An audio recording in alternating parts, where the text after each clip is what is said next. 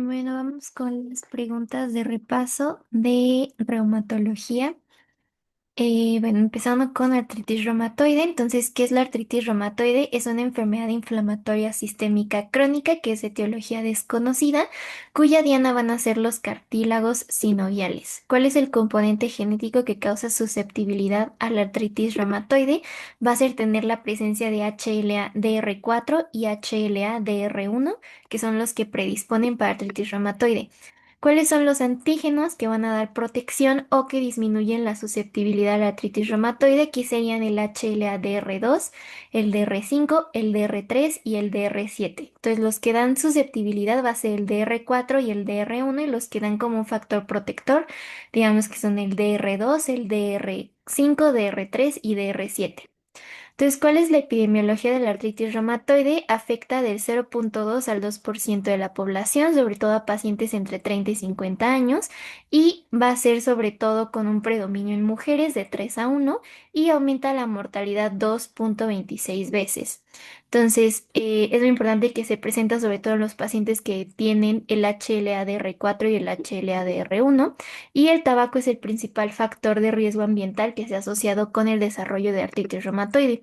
También se ha visto que puede haber una posible asociación con infecciones, ya sea por Epstein-Barr o por citomegalovirus. Entonces, ¿cuál es la fisiopatología que se presenta debajo de la artritis reumatoide? Digamos que aquí va a haber una interacción entre linfocitos T y los linfocitos B, además de macrófagos y los sinoviocitos, que son los que están en el sinovio de las articulaciones, que provoca la liberación de interleucina 1 y el factor de necrosis tumoral alfa. Em, entonces, las células T de memoria perpetúan y amplifican la respuesta, liberan el interferón gamma y expresan CD154. Entonces, estas inducen proliferación y diferenciación policlonal de los linfocitos B en plasmocitos y la quimiotaxis de los polimorfonucleares. Entonces, aquí el resultado va a ser un daño microvascular con proliferación del tejido sinovial. Entonces, 20% de todo este daño se autolimita y 70% va a presentar exacerbaciones y remisiones, y 10% va a ser progresiva desde el inicio. Entonces, ¿cuáles son las manifestaciones clínicas que van a ser características para distinguir a la artritis reumatoide? Es que es una poliartritis, o sea, más de 5 articulaciones, crónica, simétrica, de manos, muñecas, rodillas y pies, que generalmente va a ser periférica, sobre todo manos y pies. Y sobre todo los pacientes van a presentar fiebre, pérdida de peso, fatiga, y van a ser sobre todo las articulaciones metacarpofalángicas, las interfalángicas proximales y la interfalángica del pulgar y la metotarsofalángica, las primeras afectadas. Entonces, las más proximales de la mano van a ser las más afectadas en la artritis reumatoide. Entonces, luego, ya si progresa la enfermedad, puede evolucionar a afectar tobillos, rodillas, codos, hombros y por último las articulaciones cervicales. Entonces se preservan las interfalángicas distales, que son las últimas de la mano, y las de la columna toracolumbar. Entonces 10% va a presentar un inicio agudo rápido con esta poliartritis, más síntomas constitucionales como fiebre, linfadenopatía y esplenomegalia. Entonces, ¿cuáles son las características específicas de las manifestaciones articulares de la artritis reumatoide? ¿Cuáles van a ser estos síntomas articulares que presentan los pacientes? Sobre todo va a ser una afectación de las articulaciones interfalángicas proximales, las metacarpofalángicas y metatarsofalancas, que se extiende a muñecas, rodillas, codos, tobillos y hombros. Entonces, aquí los datos más importantes es que las articulaciones van a presentar una rigidez matutina, o sea, de que están como que no se pueden mover, y después de un periodo de inmovilidad pueden mejorar con el calor y el movimiento. Entonces, generalmente los pacientes refieren que meten sus manos a agua caliente y va mejorando poco a poco esta rigidez matutina que presentan. Entonces, ¿cuáles son las deformidades que se pueden presentar en una artritis reumatoide crónica? Aquí puede haber una desviación radial de la muñeca y ulnar de los dedos, puede haber una subluxación palmar de las falanges proximales, deformidad en cuello de cisne, que esta es una hiperextensión de la interfalángica proximal y una flexión de la interfalángica distal, eversión del talón, subluxación plantar de las cabezas metatarsianas, ensanchamiento de la punta, halus valgus y desviación lateral con subluxación dorsal de ortejos. Entonces, ¿cuáles son las deformidades que se pueden presentar en una artritis reumatoide crónica? Bueno, eso ya lo mencionamos, cuáles son las manifestaciones extraarticulares de la artritis reumatoide, porque varios pacientes pueden desarrollar estas manifestaciones extraarticulares, sobre todo nódulos reumatoides, que esto es igual característico, debilidad de atrofa de músculos, vasculitis reumatoide, manifestaciones pleuropulmonares, o sea, algunos pueden desarrollar pleuritis, fibrosis intersticial, nódulos pleuropulmonares, neumonitis o arteritis, afección cardíaca como pericarditis, manifestaciones neurológicas y oculares como episcleritis, síndrome de Felty, que es una artritis reumatoide, más esplenomegalia, más granulocitopenia y osteoporosis. Entonces, ¿en qué pacientes se debe sospechar el diagnóstico de artritis reumatoide? Sobre todo en pacientes que presenten las manifestaciones típicas con una duración mínima de 6 semanas e inferior a 12 meses. Entonces, ¿cómo se inicia el abordaje diagnóstico de artritis reumatoide?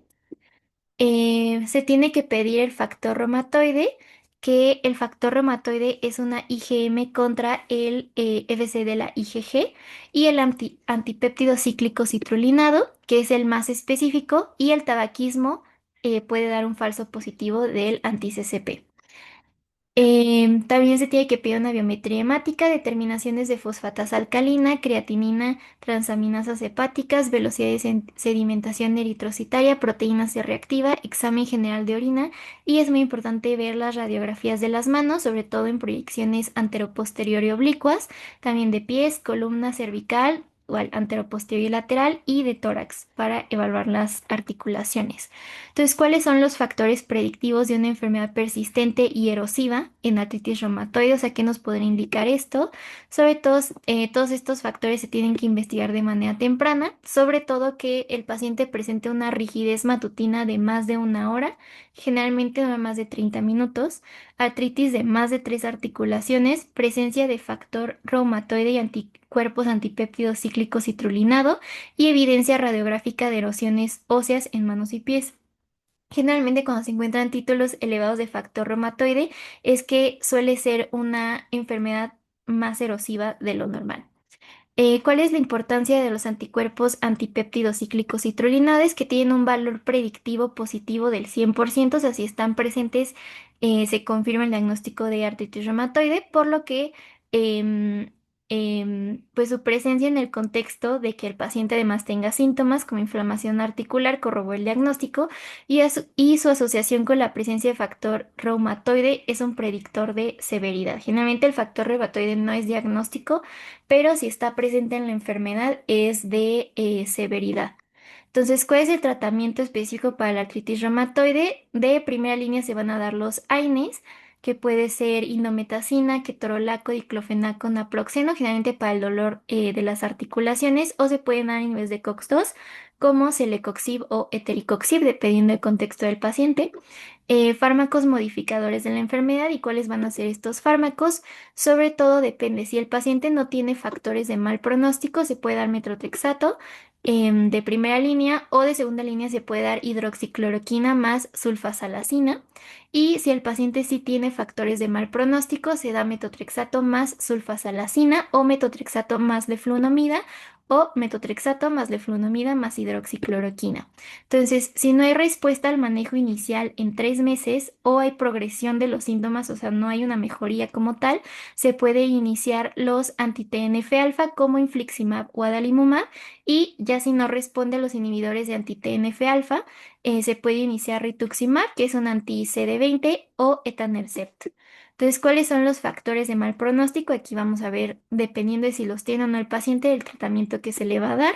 Entonces, que tenga un factor reumatoide aumentado, presencia de los HLA, sobre todo DR4 y DR1, BCG o PCR elevadas, que es un alto grado de inflamación, que tenga una afectación de más de 20 articulaciones, que el paciente no haya respondido a metotrexato, que tenga compromiso extraarticular, o sea, que el paciente además presente Sjögren, episcleritis, etcétera, y ser mujer ya es un factor de mal pronóstico. Entonces, a las mujeres de inicio ya se les inicia metotrexato más sulfasalacina o metotrexato más leflunomida o metotrexato más leflunomida más hidroxicloroquina.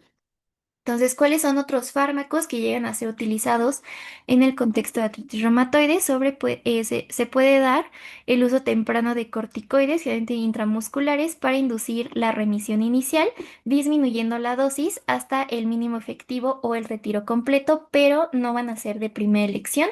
Lo primero va a ser dar AINES, ya sea los no selectivos o los selectivos para COX-2 o fármacos modificados. Y bueno, importantísimo los fármacos modificadores de la enfermedad. Entonces, para la prevención del desarrollo de osteoporosis, a los pacientes se les puede suplementar con vitamina D, calcio, bisfosfonatos y otros tratamientos preventivos. Entonces, ¿qué otros medicamentos se pueden utilizar si hay un fracaso al tratamiento primario con metotrexate? Aquí, justo como ya hemos visto, se puede dar leflunomida, sulfasalacina, antipalúdicos como la hidroxicloroquina o la cloroquina o agentes biológicos contra TNF-alfa como etanercept, infliximab, adalimumab o anti-CD20, que es el rituximab. ¿Cómo debe ser el seguimiento de los pacientes con artritis reumatoide? Pues los reumatólogos deben revalorar al paciente cada 6 semanas hasta que llegue a la remisión y una vez que esté en remisión completa deben ser citados cada 6 meses. Entonces, ¿cuáles son los criterios clínicos para considerar que un paciente llegó a la remisión completa de la enfermedad? Que tenga menos de una articulación dolorosa, menos de una articulación inflamada, una PCR debajo de 1, valoración de actividad por el paciente de menos de 1, o sea, de 0 a 10, y definición basada en un SDAI de menos de 3.3. Entonces, algo muy importante es los criterios diagnósticos de la EULAR para la artritis reumatoide. Entonces, generalmente, estos en esta tabla son los factores que o los factores diagnósticos que tiene que presentar el paciente y si el paciente tiene un puntaje de 6 para arriba es diagnóstico para artritis reumatoide. Entonces primero evaluamos la afectación articular. Si tiene afectada una articulación grande son 0 puntos porque hay que recordar que la artritis reumatoide es una poliartritis de articulaciones pequeñas. De 2 a 10 articulaciones grandes es 1 punto, de 1 a 3 articulaciones pequeñas son 2 puntos, de 4 a 10 articulaciones pequeñas son 3 puntos y si tiene más de 10 articulaciones afectadas, que al menos una sea pequeña, son 5 puntos. También tenemos que ver la serología, sobre todo el factor reumatoide y los anticuerpos antipéptido cíclico citrulinado. Si ambos están negativos, son 0 puntos. Si cualquiera de los dos es positivo, pero a títulos bajos, son 2 puntos. Y si cualquiera de los dos o los dos es positivo, a títulos altos, son 3 puntos. También vamos a tener los reactantes de fase aguda, PCR y BCG. Si son normales, cualquiera de los dos, son 0 puntos. Y si cualquiera de los dos está alto, o sea, normal, es 1 punto. Y la duración de los síntomas es muy importante, que si ha durado menos de 6 semanas son 0 puntos y más de 6 semanas es 1 punto. Entonces, a partir de 6 se establece el diagnóstico de artritis reumatoide.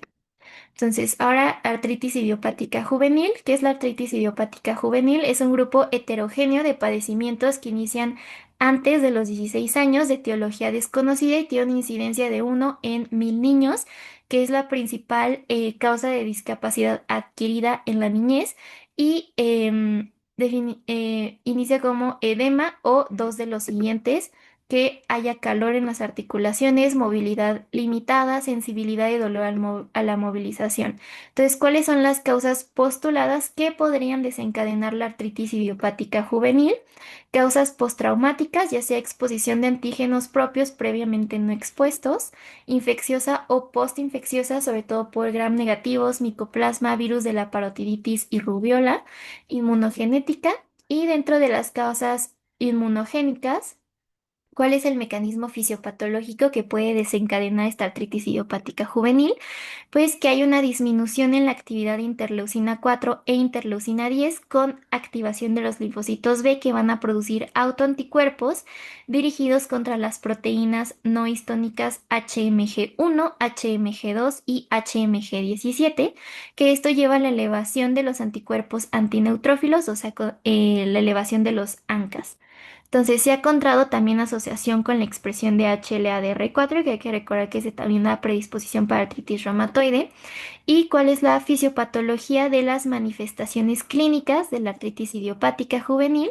Va a haber una sinovitis crónica que lleva al engrosamiento e hipervascularización sinovial con infiltración de linfocitos que pueden encontrarse en el líquido sinovial con citocinas inflamatorias. La inflamación va a llevar a la producción y liberación de proteasas y colagenasas que llevan a la consiguiente destrucción del cartílago y de la estructura ósea subyacente. Entonces, ¿cuáles son las manifestaciones clínicas típicas que van a tener los niños con artritis idiopática juvenil? Edema, derrame articular, puede haber dolor y rigidez que junto con las contracturas por desuso van a limitar el uso de la articulación. Puede haber proliferación ósea y trastornos del crecimiento lineal. ¿Y cuáles son las variantes clínicas encontradas en la artritis idiopática juvenil? Va a haber varias variantes. Puede presentarse como una oligoartritis o artritis reumatoide juvenil pauciarticular, como poliartritis, que es una artritis reumatoide juvenil poliarticular, artritis sistémica, artritis psoriásica, artritis relacionada a entesitis, artritis indiferenciada. Entonces, ¿cuáles son las características de las variantes de la oligoartritis? Esta se define como una artritis de menos de 5 articulaciones. Se presenta sobre todo en niñas de 1 a 4 años con unos picos de incidencia en las edades de 1 a 3 y de los 8 a los 12. Aquí, sobre todo, van a tener artritis en rodilla y sin manifestaciones laboratoriales de afección sistémica. Entonces, sobre todo, esta va a afectar a articulaciones medianas como la de la rodilla, el tobillo y la muñeca. Es la más común y aquí es muy común que se desarrolle la uveitis. Entonces, esta tiene un pronóstico excelente, responde a AINES, a esteroides intraarticulares y también requiere metotrexato. Entonces, ¿cuáles son las características de la variante de la poliartritis? Es una artritis simétrica de más de 5 articulaciones, pequeñas, sobre todo en manos, pies, tobillos, muñecas, rodillas, y al menos 6 meses estas manifestaciones antes del diagnóstico. Puede acompañarse de inflamación sistémica, hay picos de incidencia en infancia y en la adolescencia y provoca fusión vertebral. Entonces, generalmente suele encontrarse el factor reumatoide negativo, que es una artritis erosiva que no remite en el 15% y va a haber manifestaciones extraarticulares poco comunes y 25% van a presentar ANAS positivos, que son los anticuerpos antinucleares. Entonces, si el factor reumatoide sale positivo, suele ser idéntica a la artritis reumatoide de los adultos, 50% tiene un padecimiento severo y deformante y la mitad presentan anticuerpos antinucleares. Hay que recordar que el factor reumatoide suele ser un pronóstico de severidad en la enfermedad. Entonces, ¿cuáles son las características de la variante de una artritis sistémica? Se presenta sobre todo en menores de 4 años que previamente estaban sanos, desarrollan una enfermedad explosiva con picos febriles 1 o 2 veces al día por semanas o meses. Es sobre todo, desarrolla una erupción asalmonada morbiliforme evanescente en tronco y extremidades proximales y suele ser una poliartritis extensiva, que esta sí suele ser resistente al tratamiento. Entonces, la mitad presenta serositis y el 70% va a tener hepatoesplenomegalia. Entonces, este no tiene buena respuesta al metotrexato ni agentes anti-TNF-alfa. Entonces, aquí se puede usar anakinra, que es un anti-interleucina 1. Entonces, ¿cuáles son las características de la variante de artritis psoriásica? Es una artritis en presencia de psoriasis o con al menos dos de las siguientes manifestaciones, que tenga dactilitis, fobias unguiales, que son como estas uñas picadas, o nicólisis, psoriasis en un familiar de primer grado. Entonces, esta suele responder a AINES y esteroides intraarticulares. ¿Cuáles son las características de la artritis relacionada con entesitis? Aquí esta suele responder al uso de AINES y esteroides intraarticulares.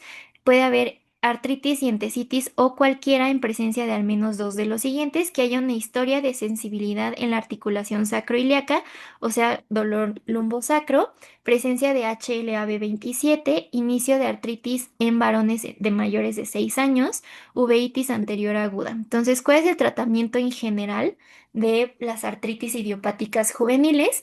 De primera línea se van a dar los AINES, que se prefiere meloxicam o naproxeno, y también se pueden dar glucocorticoides sistémicos en caso de manifestaciones severas asociadas con la artritis, metotrexato sobre todo en enfermedad poliarticular y su uso temprano se ha visto que mejora la respuesta. La sulfasalacina, sobre todo en pacientes que tengan las variantes oligoarticulares o poliarticulares, también se puede usar. Agentes biológicos, que generalmente es anti-TNF-alfa. Y aquí los pacientes no se pueden vacunar con vacunas de virus vivos. Entonces, ahora pasamos a la espondilitis anquilosante, que ya esta es axial.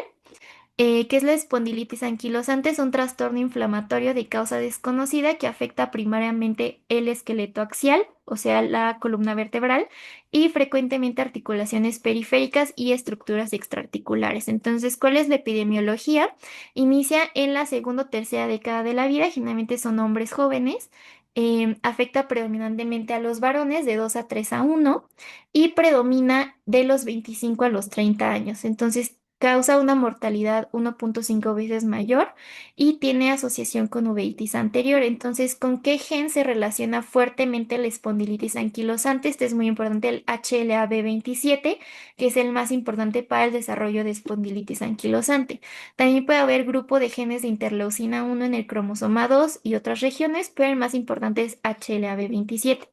Entonces, ¿cuáles son los otros nombres con los que se conoce a la espondilitis anquilosante?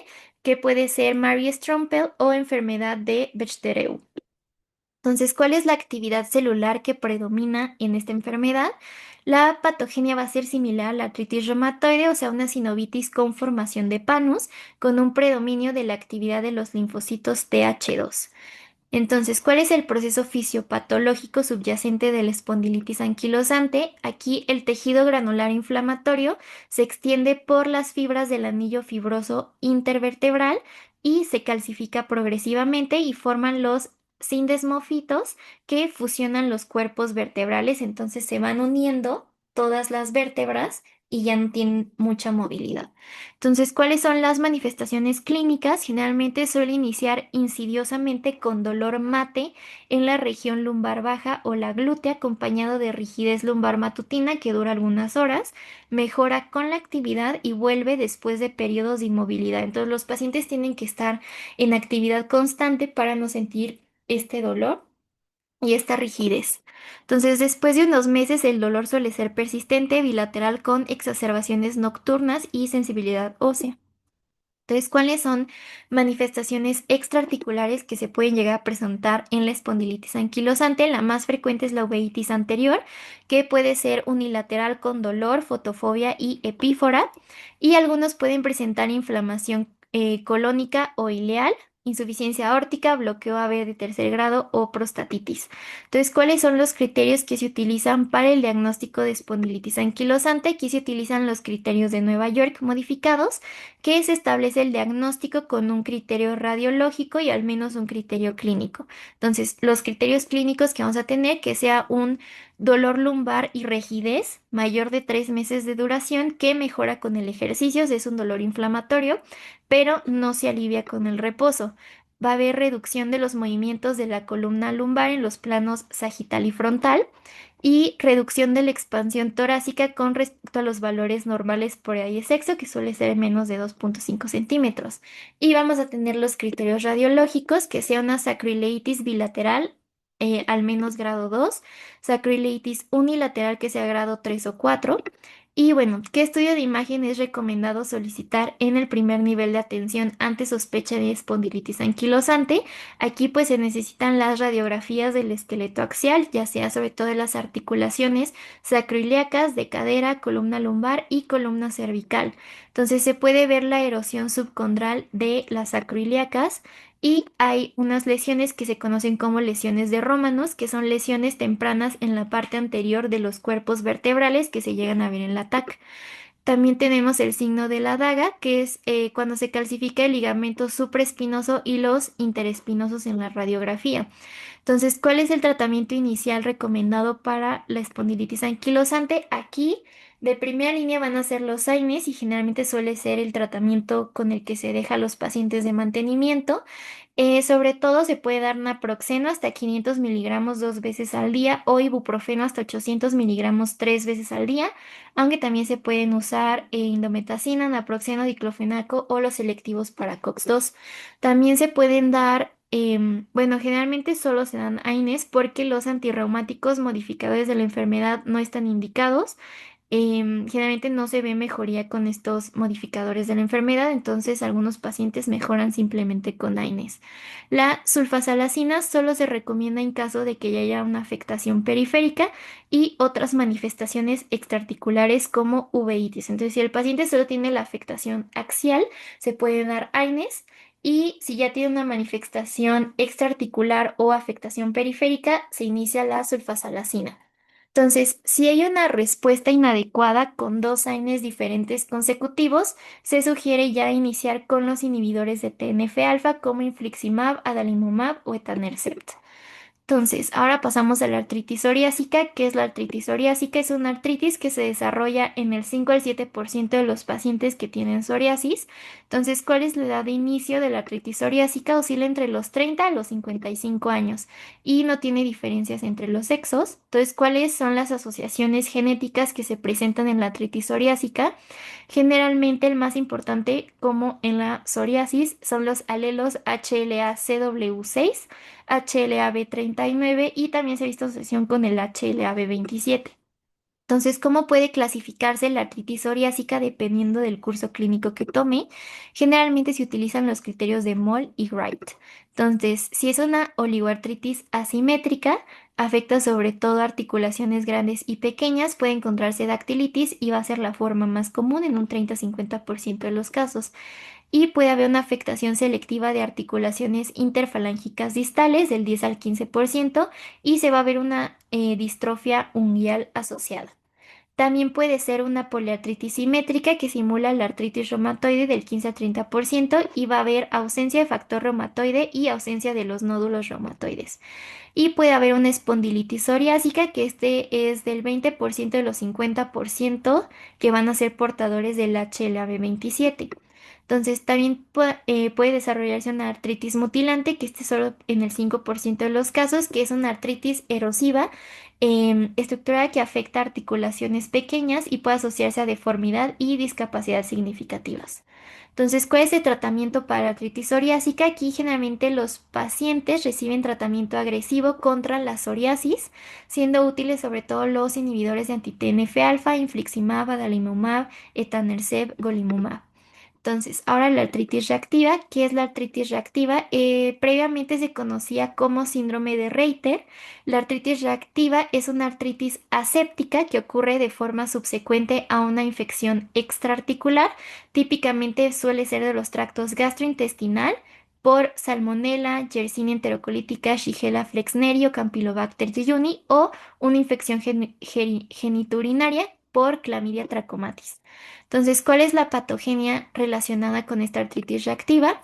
Algunas variantes genéticas de los receptores tipo TOL2 están asociadas con el desarrollo de esta artritis reactiva aguda, colocando la inmunidad innata en un papel central de la patogenia de la enfermedad. Entonces, también se ha visto que se puede asociar en los pacientes que tengan el alelo HLA-B27.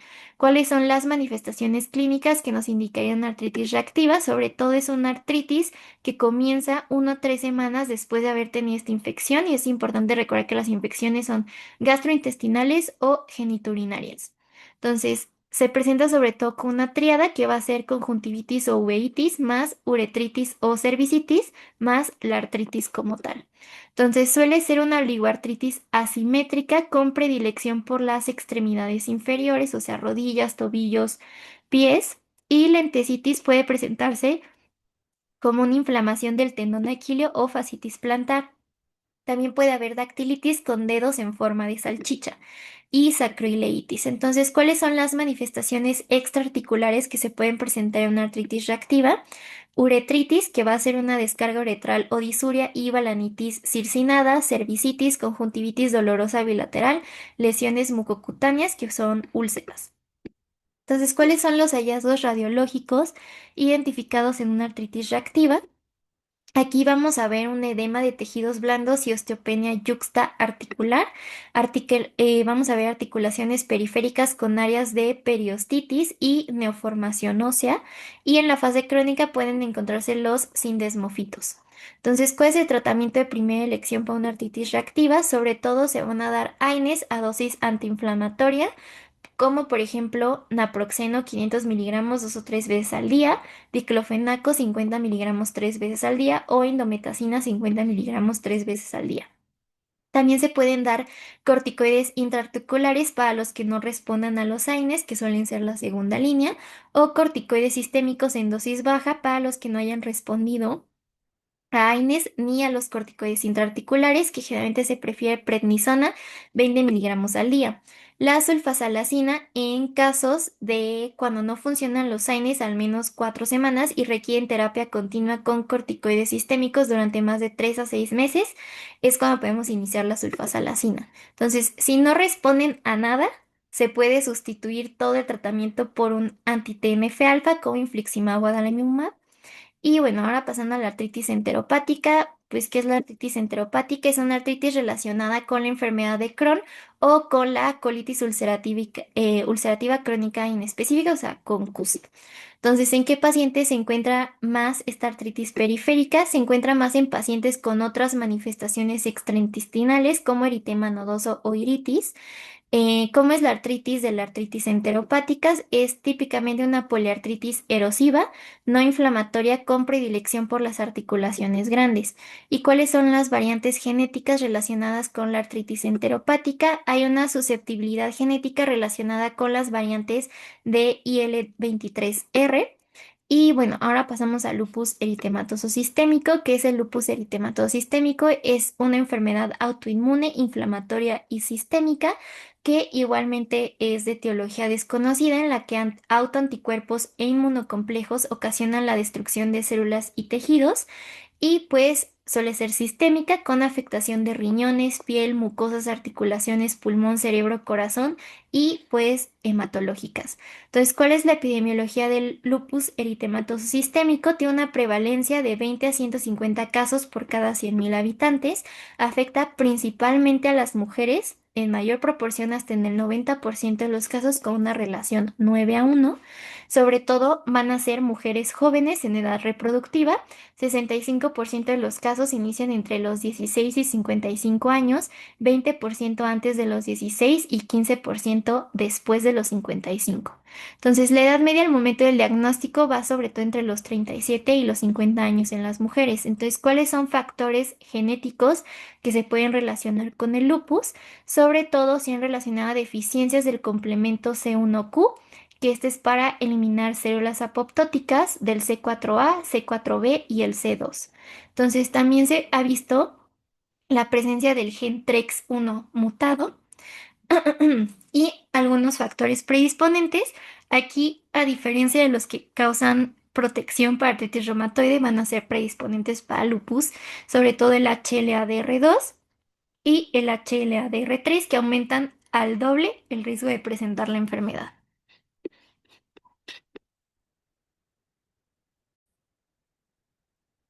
Entonces hay que recordar que los que causan predisposición para artritis reumatoide van a quedar abrazando a los que causan predisposición para el lupus. Entonces el HLA-DR1 y el DR4 causan predisposición para artritis reumatoide, y en medio el HLA-DR2 y el HLA-DR3 causan predisposición para lupus eritematoso sistémico. Entonces vamos a tener factores precipitantes que se ha visto relacionado con la infección por el virus del Epstein-Barr y luz ultravioleta.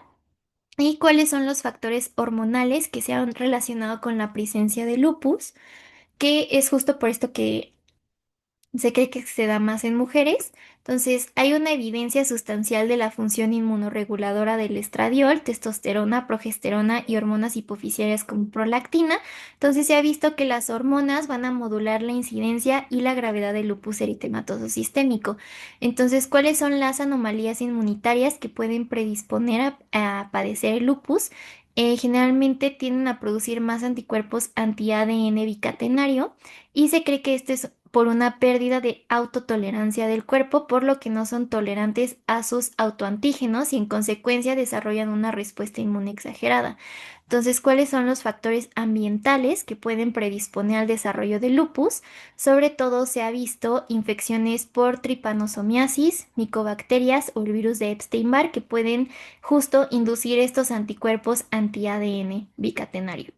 Entonces, ¿cuáles son las manifestaciones clínicas típicas que se presentan en el lupus? Aquí es fácil recordarlas porque literalmente las manifestaciones clínicas son los criterios diagnóstico para lupus, pero ahorita vamos a verlo. Entonces, va a haber síntomas constitucionales como fatiga, fiebre, pérdida de peso, artritis y artralgias ocurren en el 90% de los pacientes y suelen ser las primeras manifestaciones de la enfermedad.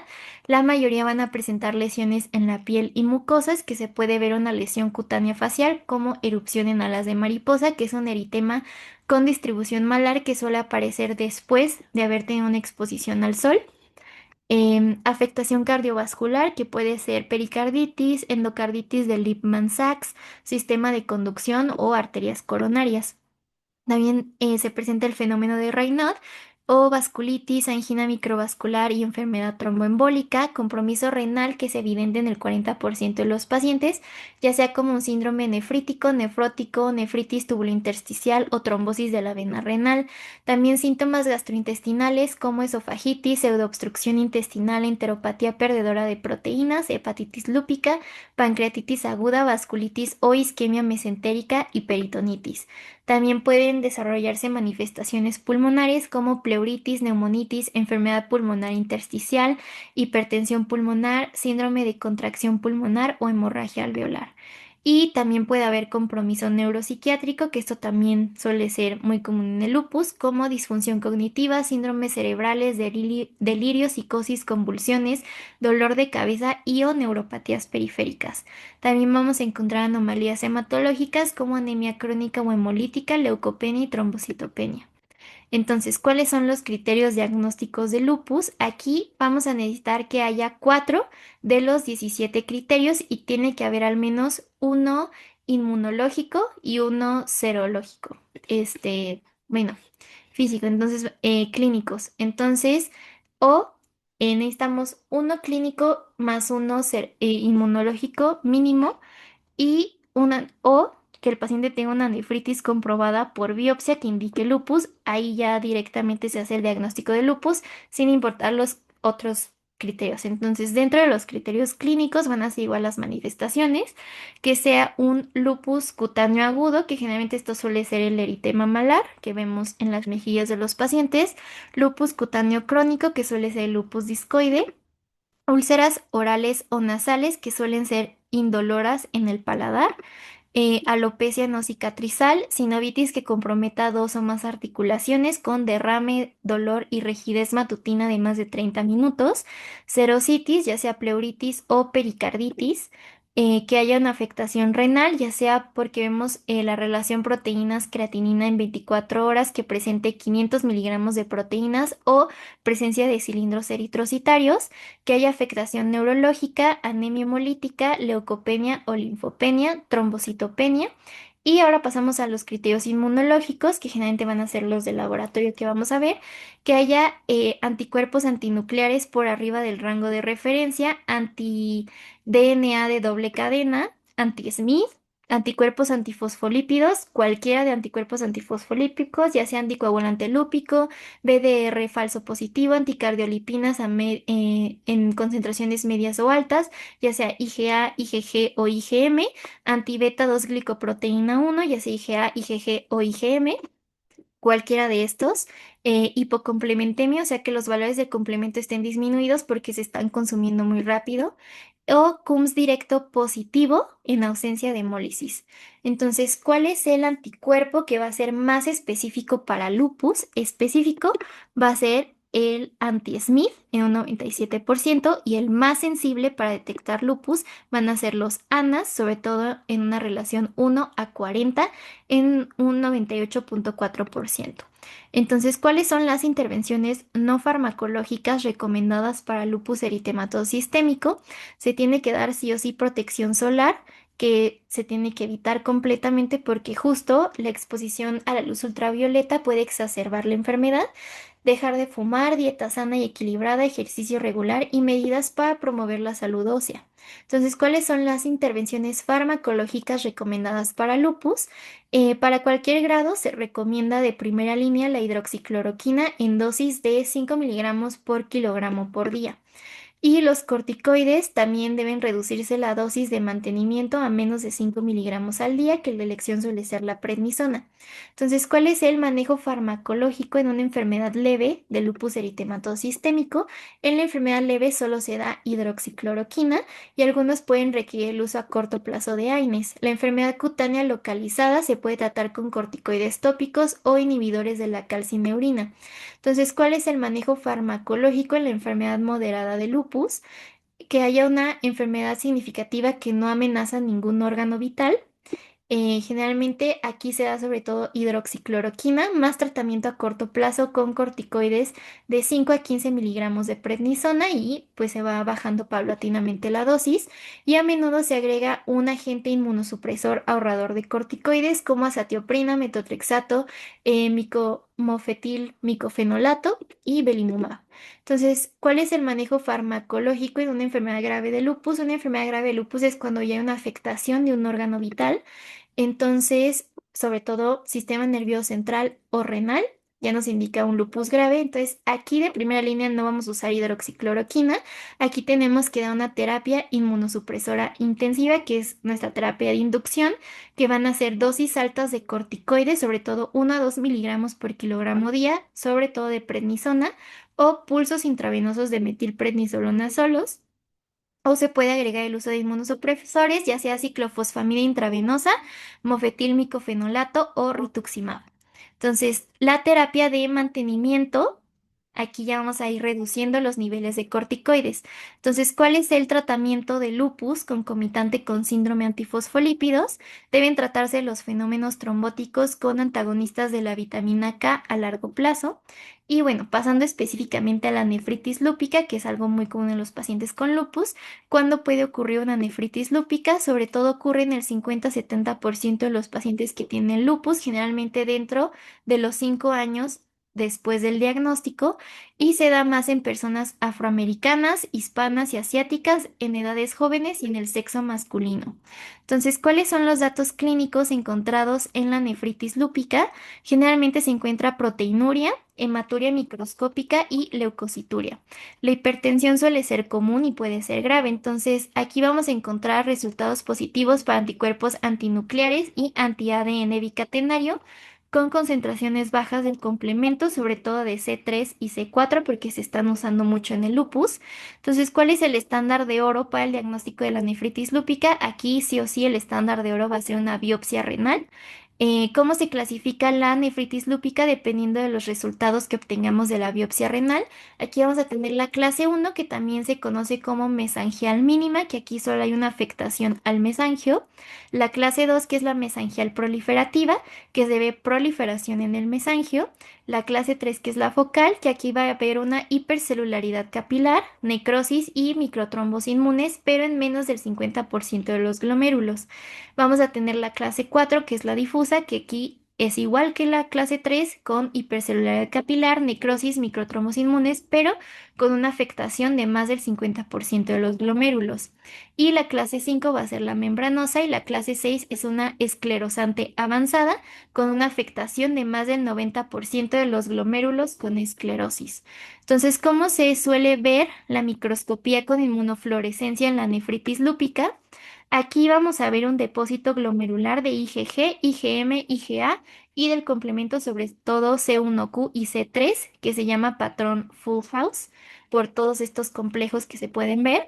¿Cuál es el tratamiento de la nefritis lúpica? Aquí, sobre todo, en el tratamiento ya de la clase 3, 4 y 5, se tiene que dar una terapia con inducción, una terapia de inducción con corticoides, sobre todo se prefiere metilprednisolona intravenosa con dosis de 0,5 a 2,5 gramos por 1 a 3 días, más prednisona oral de 0,3 a 2 miligramos por kilogramo día. Y Además, ciclofosfamida intravenosa, 500 miligramos cada 2 semanas por 6 dosis. Entonces, hay que recordar que ya que haya una afectación renal, se tiene que dar sí o sí ciclofosfamida. Entonces, solo la clase 5 se debe adicionar con un agente inmunosupresor como ciclosporina, tacrolimus, mofetilmicofenolato o rituximab. Entonces, ahora específicamente para lupus en el embarazo, ¿cuáles son las complicaciones obstétricas que se relacionan al lupus? Generalmente vamos a ver que las pacientes presentan un trabajo de parto prematuro, cesáreas no planificadas, restricción del crecimiento fetal, preeclampsia, eclampsia, trombosis, infección, trombocitopenia y requerimiento de transfusión. Entonces, ¿cuáles son los factores que aumentan el riesgo de desarrollar lupus en el embarazo? Sobre todo que la paciente haya tenido una enfermedad activa 6 meses previos a la concepción. Entonces, una paciente que no haya tenido su enfermedad controlada 6 meses antes de embarazarse suele desarrollar de peor manera este lupus en el embarazo. También que ya tenga antecedente de nefritis lúpica, que haya interrumpido su tratamiento con hidroxicloroquina, las primigrávidas y que tengan niveles bajos de complemento, sobre todo C4. Entonces, las mujeres embarazadas con lupus tienen más riesgo de presentar cuál complicación y cómo se puede prevenir. Tienen mayor riesgo de tener preeclampsia, por lo que se recomienda el uso profiláctico de aspirina en dosis bajas. Entonces, ¿cuál suele ser el manejo de las mujeres embarazadas con lupus? Se recomienda continuar con el uso de hidroxicloroquina para reducir el riesgo de brotes y exacerbaciones de la enfermedad. Entonces, ¿cuáles son los inmunosupresores permitidos durante el embarazo en las pacientes que tienen lupus?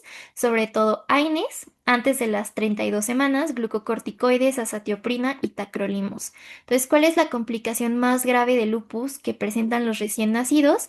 Que pueden desarrollar un bloqueo cardíaco congénito completo. Entonces, ¿cuáles son los anticuerpos mayormente encontrados en los neonatos que tienen lupus? Vamos a encontrar los anti-Ro, que son los SCA, o los anti-LAG, que son los SSB, que generalmente esto es característico de los bebés con lupus, que la mamá tuvo lupus en el embarazo, entonces lupus neonatal. Y eso es todo por la primera parte de las preguntas de repaso de reumatología.